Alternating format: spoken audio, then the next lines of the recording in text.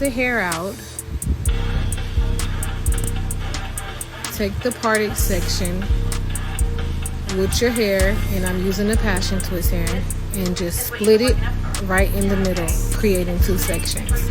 Place the hair right in the middle and braid over it with the client's natural hair. And you don't have to braid all the way to the end, just braid over it well enough to secure the passion twist hair down, or whichever hair you're using. You can use this technique for any type of hair, or braiding style or twist style, to get that knotless look.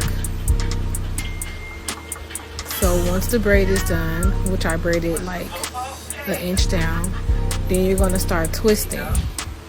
Make sure that the free hair at the end is pretty smooth and not so nappy or dry, so when you twist it, it'll blend in well.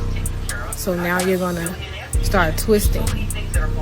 And once you twist, the best way to cover that braid is to take the hair and just cover it on top of the braid, like tuck it in the middle of the hair, and start twisting. You're just going to keep twisting down, and before you know it, it'll be tucked in and you will never know that it was braided. But in the middle, that's what a braid will be. And that's the process. The least they can do is reach out to me. They can just do a simple text or a call. So yes, I do take it personally, and I know I shouldn't, but unfortunately, because I've helped them from day one, it's hard not to. You know, I hate to say, the bottom line, Mom, is Sean and Christy, now, because of all this going on, I feel that they have so much going on that I feel like I'm being disrespected and that I'm being pushed aside. They don't want to use me